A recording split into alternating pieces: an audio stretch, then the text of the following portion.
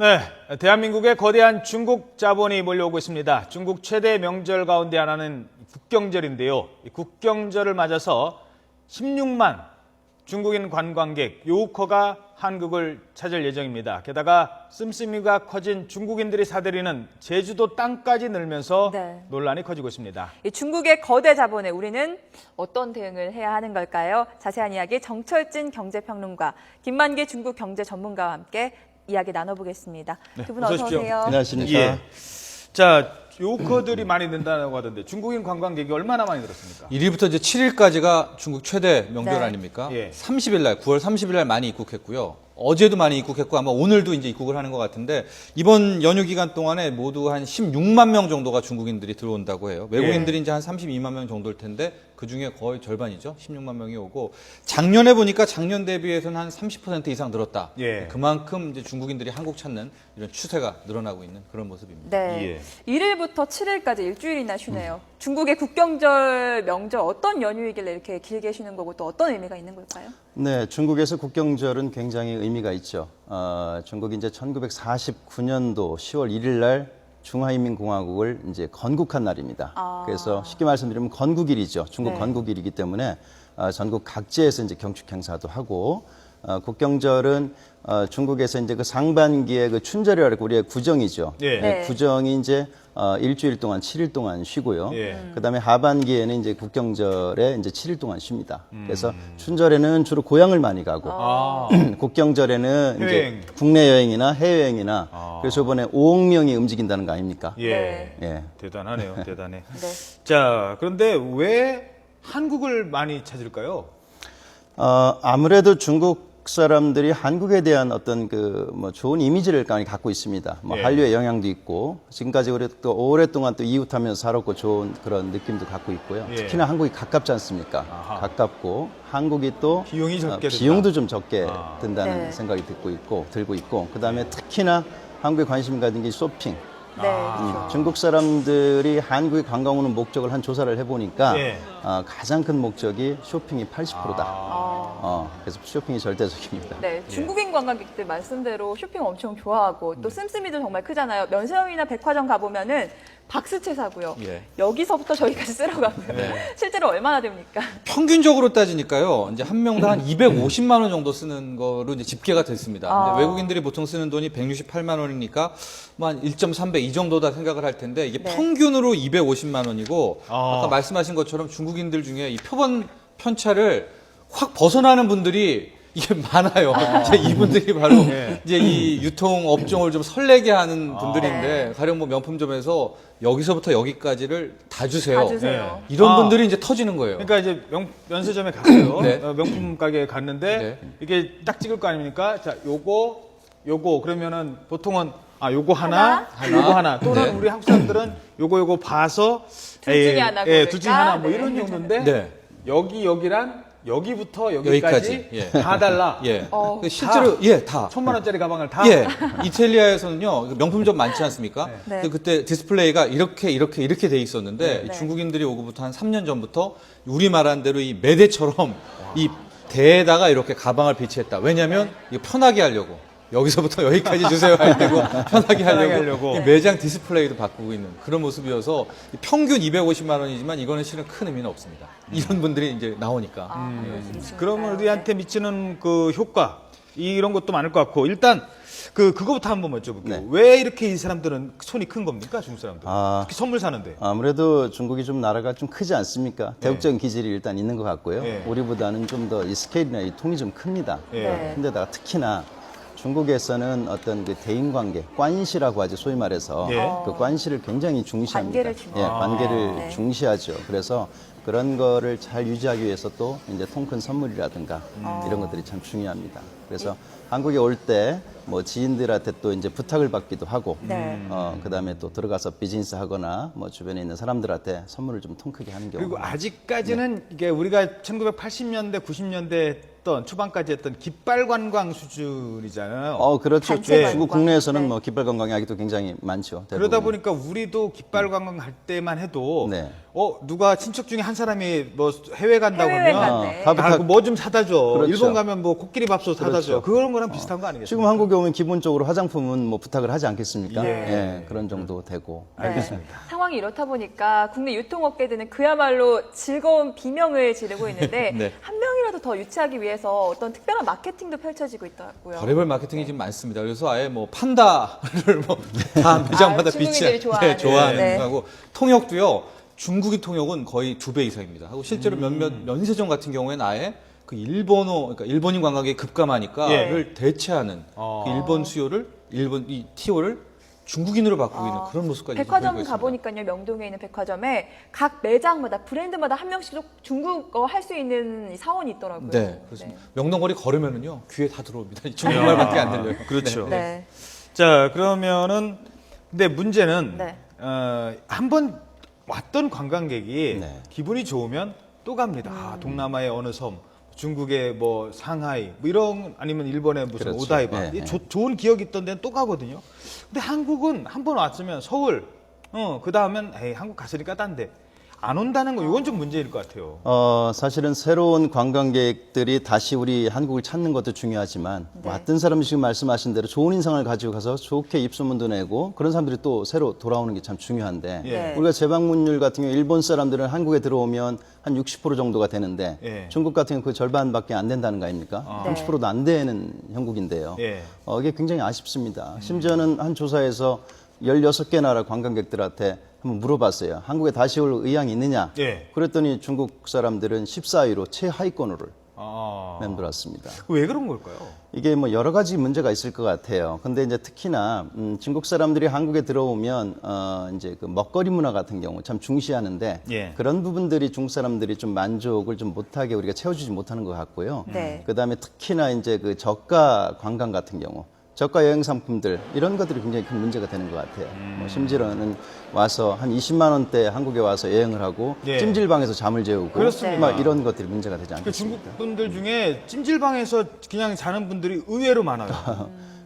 저도 뭐 개인적인 경험입니다만 어느 호텔 그렇게 뭐 그닥 좋은 호텔은 아니었는데 아침 조식을 하는데 한번 이렇게 봤어요. 중국 관광객들이 많이 오셔서 와, 내 샌드위치 몇 개에 그냥 야 이게 중국인 관광객들 이래서 진짜 또 오겠나 하는 생각이 좀 들더라고요. 그렇죠. 뭐 숙소 같은 경우도 저쪽 경기도 서울까지 경복궁 보러 오려면 한 2시간씩 차 타고 와서 보고 뭐 하루 종일 쇼핑만 하고 뭐 네. 이런 것들 또 질 낮은 식사 같은 거 이런 것들이 문제가 되지 않겠습니까? 좋은 이미지를 만들어줘야 네. 되는데. 이 올 한 해 전체로만 보면 600만 명의 유혹커가 몰려온다고 하는데 여행사들, 국내 여행사들 이들 유치하기 위해서 열심히 하고 있는데 마냥 반갑지만은 않다는 이야기가 나오고 있습니다. 왜 그런지 저희 한현희 기자의 보도 내용 보시고 질문 이어가도록 하겠습니다.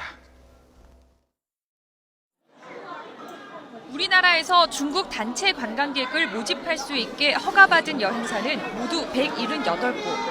유혹커 증가에 즐거운 기념을 지르고 있을 것 같지만 실상은 그렇지 않습니다. 정도면 단체로 한 50회 정도는 늘죠. 거의 지금 마이너스죠. 늘어나는 관광객에도 여행사들을 울상짓게 하는 것은 낮은 여행 상품 가격입니다. 이런 여객선을 이용한 4박 5일 일정의 단체 여행 패키지 값은 평균 1,300위안, 우리 돈으로 23만 원에 불과합니다. 여객선 이용 요금과 숙박비, 식비 등이 모두 포함된 비용입니다. 이런 가격이 일반화돼 있다 보니 여행사들은 중국 관광객이 아무리 많아도 사실상 손해를 볼 수밖에 없고 여행 상품 판매에서 오는 손해는 결국 쇼핑 알선비로 메우게 됩니다. 울며 겨자 먹기로 받는다든가 쇼핑이에요. 얼굴 확인하고 뭐하고 손님 데려갔으니까 거기에 알선 수수료를 줘요. 불공정, 강제 옵션이라는 비난을 받으면서도 여행사들이 이런 저가 여행 상품을 유지하는 것은 업체 사이의 경쟁 때문.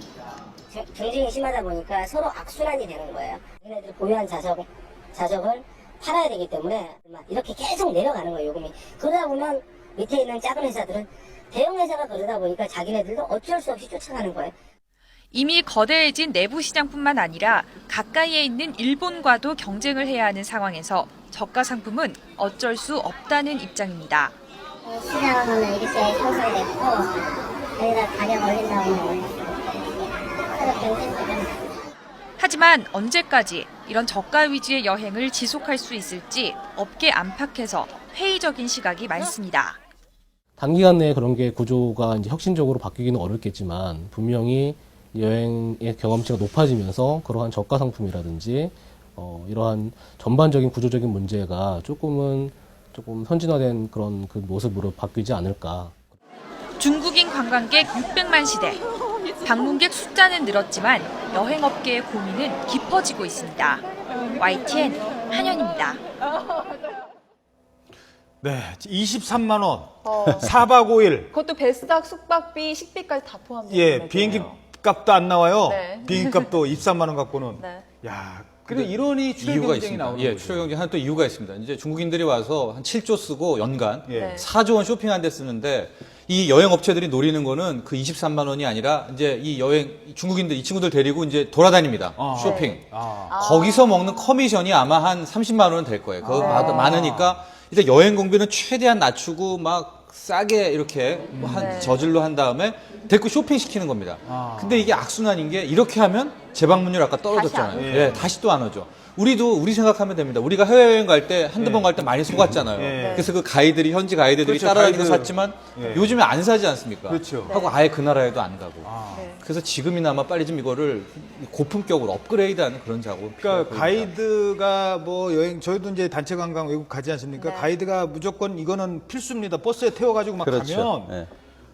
그 나라 자체가 싫어지는 싫어지죠. 거거든요. 예, 여행 자체가 즐겁지 못하니까. 네. 작년 같은 경우는 2003년도 10월 달에 중국에서 여유법이라고 해서 그걸 통과시켰는데, 시행을 했는데요. 예. 여유법이 뭐냐면 중국의 해외 저가 여행을 금지시키는 거였어요. 네. 예. 그래서 한때 한국의 이제 관광 이제 업계에 조금 타격이 있었는데요. 예. 그럼에도 불구하고 아직도 계속 이제 유지가 되고 있는 거죠. 근데 예. 제가 봤을 때는 앞으로 중국의 이제 내수 시장을 더 활성화시키고 이런 차원에서라도 중국 사람들이 해외 여행 가는 부분들에 대해서 조금 더 센 조치가 나올 거로 저는 생각이 듭니다. 네, 알겠습니다. 자, 이번에는 또 다른 형태로 밀려오는 중국 자본 얘기를 해보겠습니다. 바로 이 제주도 얘기인데요. 예. 요즘 제주도 땅 야금야금 중국인들의 소유가 되고 있다고 하잖아요. 예. 특히 제주도에 바오젠 거리라는 거리가 생겼다고 하더라고요. 바오젠 이게 네. 바오젠이 일단 무슨 말이에요? 바오젠. 바오젠이 이제 회사 이름입니다. 예. 근데 건강식품, 건강용품 그런 회사예요. 아, 중국의 기업 이름이군요. 기업 이름이죠. 네. 예. 예. 자, 그렇다면 바오젠 거리 무엇이 있는지 화면으로 먼저 만나보시겠습니다. 일단 돌하루방 앞에 있네요. 제주도를 네. 상징하는요. 예. 네, 2011년 중국 건강용품 업체 바오젠 그룹의 직원 11,000여 명이 제주도를 방문했는데요. 이 방문 기념으로 제주도 로데오 거리를 중국 회사명인 바오젠 거리로 이름을 바꿨다고 합니다. 한국 방문 기간 동안 이들의 그 직접 소비 지출이 300억 원이나 됐다고 하네요. 300억? 네. 며칠 동안요? 5박 6일 동안. 5박 6일 동안. 5일 엄청나죠. 야, 네. 뭐 이 정도가 되니까 바오젠 거리. 자, 그런데 와서 중국 사람들이 생각하는 제주도는요. 네. 그냥 놀다 오는 데도 있지만 여기 봐라. 여기 땅 우리가 사놔도 괜찮겠네. 그렇죠, 그렇죠. 이런 생각을 갖고 있다는 거 네, 아니겠습니까? 네, 네, 네. 좀 설명을 해 주시죠. 일단 그 중국 사람들은 그 제주도 땅만 구입하는 건 아닐 테고 지금 땅에 대한 이런 소유욕이 좀 있습니까? 그렇죠. 아무래도 부동산에 대한 관심들은 굉장히 지대하고요. 중국 사람들이 해외에서 이제 전 세계를 다니면서 중국 사람 부동산 큰 손 노릇을 하고 있죠. 예. 특히나 이제 우리 제주도 같은 경우는 중국 사람이 봤을 때 무비자로 지금 올 수 있지 않습니까? 예. 무비자로 한 달을 체류를 할 수가 있어요. 네. 그리고 지금 홍콩 같은 경우는 자기 나라들인데도 무비자로 일주일밖에 체류를 못 하는데 이 제주도는 한 달을 체류하고 상해에서 제주도까지 1시간 남짓 걸립니다. 아, 예, 그렇죠. 굉장히 가깝고요. 예. 그러니까 그다음- 뭐 땅 하나도 우리 그냥 앞집에 땅 하나 사놓은 것 같은 상해에서 저 청두 가는 것보다요. 상해에서 제주도 가는 게 훨씬 더 가까우니까. 그래서 최근 5년간 폭증을 했습니다. 이 중국인들이 제주도 땅 매입한 게 네. 물론 아직까지도 비중으로는 한 제주도 전체 면적의 0.3% 정도인데 그거밖에 안 돼 이렇게 생각하시면 안 됩니다. 요지의 땅은 지금 중국인들이 야금야금 갖고 있어서 요지예요, 그것도? 예, 공시지가로 보니까요 4억에서 5,800억 이게 5년간. 그러니까 얘는 이 친구들이 산 땅 상해 공시지가가 벌써 5,800억이 된 건데 예. 네. 요지 중에 하나가 곶자왈이라고요. 곶자왈. 한라산 이렇게 돼 있는 그 중턱에 예. 뭐 열대 식물도 있고 한대 식물도 그렇죠. 있고 막 그 식물은 엉클어져 곶자왈 있는 거. 식물은 있잖아요. 거기를 지금 또 해가지고 카지노 개발, 뭐 리조트 개발을 좀 하고 있고 서귀포의 알짜 지역도 다 사고 있고요. 예. 지금 이런 행태를 보이고 있는데 또 하나 문제가 최근에는 땅만 사지 않았습니까? 예. 지금까지는. 근데 지금은 우리 국내 합작사를 하나 걸어가지고 리조트, 테마파크, 뭐 박물관 마치 중국의 어떤 이 온 것 같은. 콘도미니엄을 만든다는 건데 이렇게 잘 생각해 보십시오. 콘도미니엄을 짓죠. 중국 자본으로. 네. 중국 관광객들 오죠. 네. 중국 요코들이 그동안은 우리나라에 돈을 썼지만 이제 앞으로 쓰는 돈은 중국 기업한테 쓰는 중국 거잖아요. 기업한테 쓰면 중국 기업은 가져가고. 오. 마치 우리나라는 제주도 땅 빌려주고 가만히 있고 중국인들이 와서 놀다 가고요. 예. 우리 제주도 사람, 우리 한국인들 고용할 거 아닙니까? 예. 뭐 심한 말로 하면 우리를 좀 부려먹는 부리는. 거잖아요. 이런 식의 패턴, 이게 화교자본 차이나머니의 특징이거든요. 지금 네. 이런 모습이 있어서 우리가 이제 투자 이민제다 많이 이제 그동안에 중국인들 끌으려고 많이 노력을 했는데 이 재점검할 필요가 있다. 야, 그렇게 예. 되면은 호텔 주인은 중국 사람이고 매니저도 중국계고 중국말 잘하는 사람이 과장급하고 청소하시는 분은 한국 사람이고 네, 이런 중국인들 관광하고 거기서 돈은 쇼핑하고. 중국으로 가고. 네. 예. 또 최근에 그 중국 같은 나라는 최근에 이제 경제 성장을 했기 때문에 부동산 법을 투자해서 성공한 나라, 가장 최근에 성공한 나라지 않습니까? 이런 부분도 좀 중국인들에게 투자 심리를 좀 많이 일으키는 것 같아요. 어떻습니까? 네, 중국 같은 경우는 지금 이제 국내에서는 사실 부동산이 굉장히 몇 년까지 붐이 일었었어요. 네. 그랬다가 지금은 이 붐이 중국에서 강력하게 부동산 억제 정책을 쓰고 있습니다. 예. 왜냐하면 값이 천정부지로 솟기 때문에 지금 같은 경우는 좀 굉장히 안 좋아요. 네. 그러니까 중국에 있는 부동산 회사 이런 사람들이 자금력은 굉장히 풍부하고 네. 예. 그래서 해외로 눈을 돌리는 겁니다. 그래서 조추치라고 해서 중국에서는 해외에 적극적으로 나가라 권장을 합니다. 뭐 땅 사면 뭐 영주권도 주고 그런니까 그 나라에 어떤 해외- 영주할 수 있는 권리? 우리나라가 우리나라가 지금 투자 네. 임대- 제주도는 당연히 지금 한 5억 정도 투자하면 예. 거기서 영주권을 주죠. 5억만 땅 사면은 땅이 아니라 이제 부동산 구입하고 하면 부동산 땅 아닌데도 네, 다른 아파트요, 건물도. 네. 아파트 예. 네.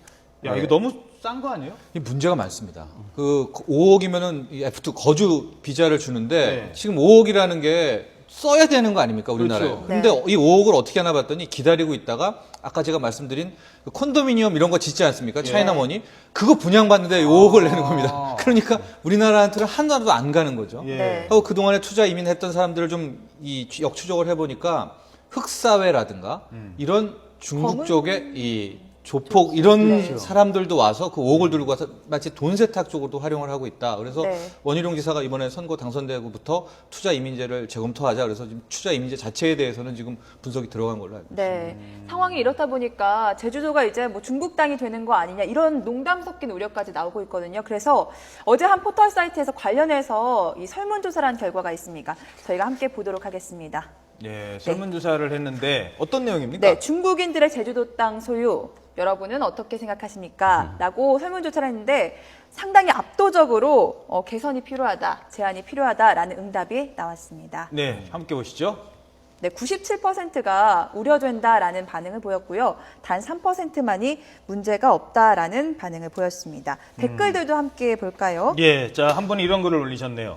제주도민인데 진짜 심각하다. 이러다 제주도는 중국 땅 되고 제주도 사람은 원주민 되는 거 아닙니까? 라고 예. 했고요. 네.